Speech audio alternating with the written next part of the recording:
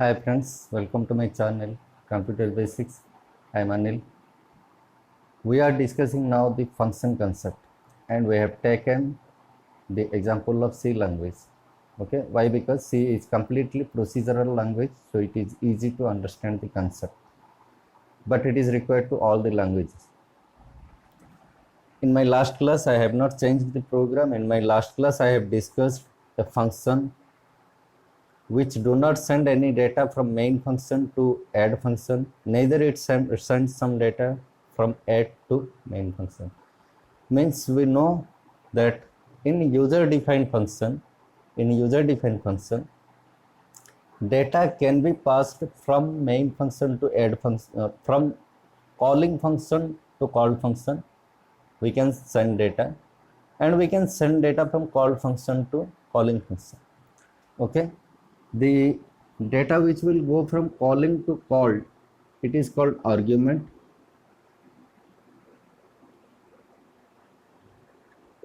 and the data which will send from called function to calling function, it is called return type, return value, you may tell. Okay, return type or return value. So now what happens, as I told you in last example, that just our function concept is to divide our total big program into some pieces. That's it. But we have, according to our argument and return value, we have four types of functions. Those are no argument, no return value.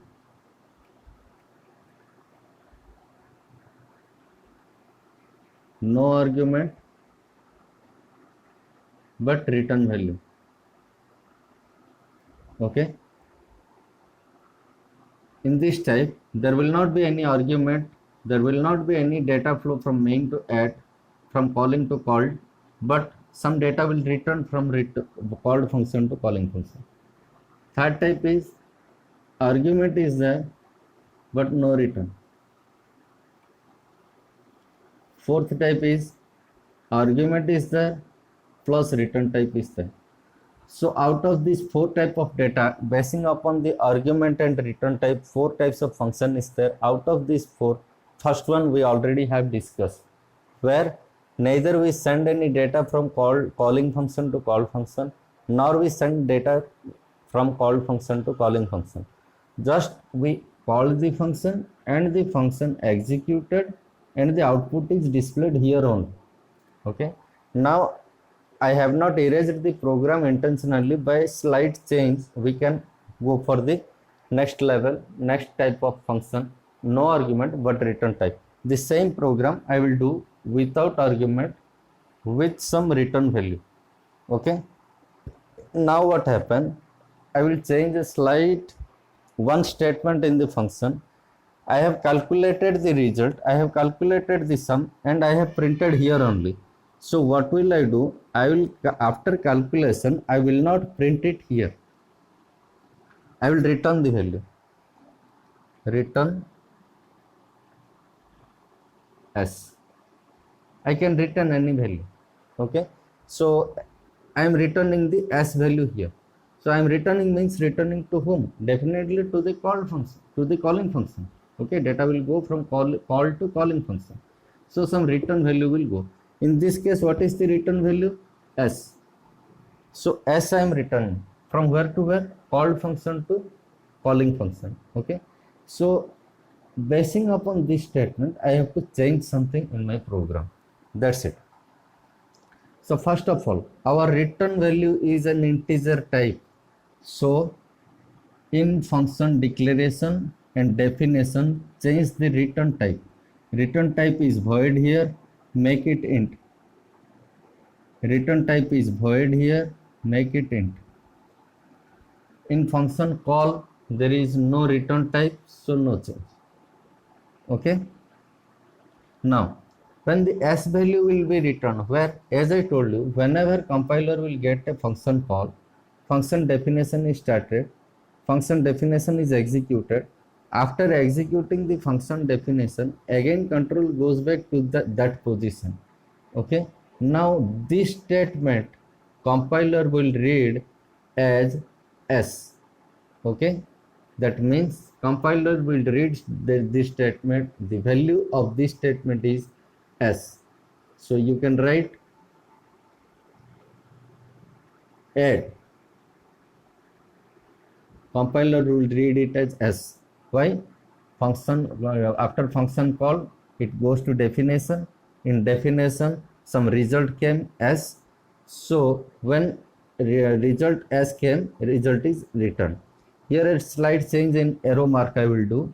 Whenever if any return statement is there, then compiler, then the control is returning from that place only. No need to go to the next curly bracket. Okay, so now what happens, from s only it will return to this position. So compiler will read it as s. S is an integer, so this value has to be assigned to some integer value.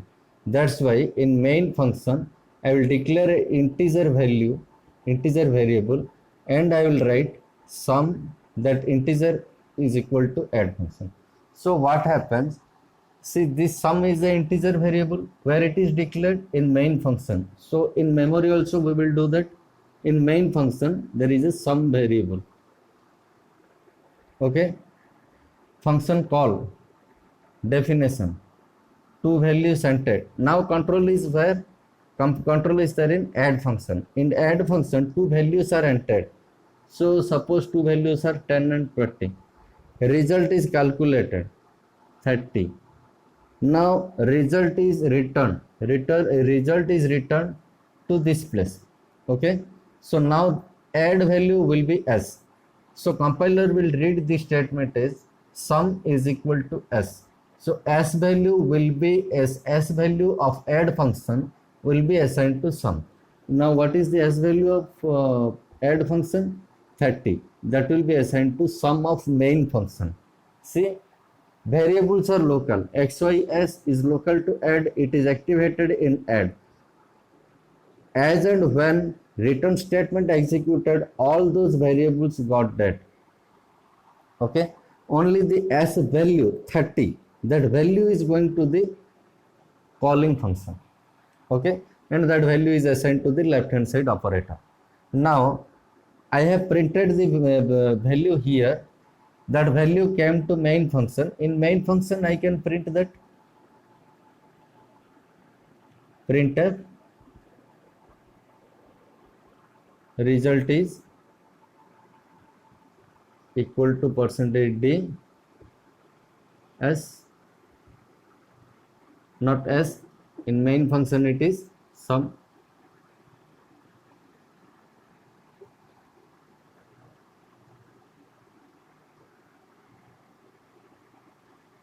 Okay, so now what happens, the program is same, the output is same, only way of programming is changed. What the change has been done? The change is that some value we have returned from the called function to calling function. So from called function to calling function we have returned some value, that is the s. S value is 30 here. So 30 will go, s will not go, s is there in called function, 30 will go. You may represent it like that, 30 will go. Okay, so 30 will be assigned to this variable, whatever here it is written, sum is equal to add. Left hand side operand will get 30. So main function area, sum value will be 30. Now control is there in main, all those variables are dead. Now this sum can be printed in main function, that I did. So output in the last program is result is equal to 30. Output in this program is also result is 30. So what is the change? There is no change. Okay, only we have changed the style of programming. We have given some return value, that's it. So two types of functions over, no argument, no return, no argument, some return. Okay, always this figure, keep it in mind, number of functions will be number of blocks. All local variables will be local to them. Arrow marks should be specific. Whenever there is a function call, control goes to the function definition.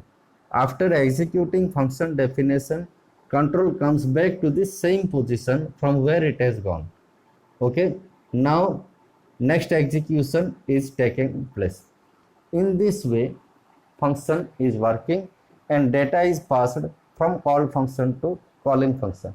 In our next type, argument but no return, we will send some data from calling function to called argument we will send, but there will not be any return value. Okay, so for this video this is enough. Now if you are a student, if you are interested for programming, subscribe my channel. You can learn the programming easily. Thank you.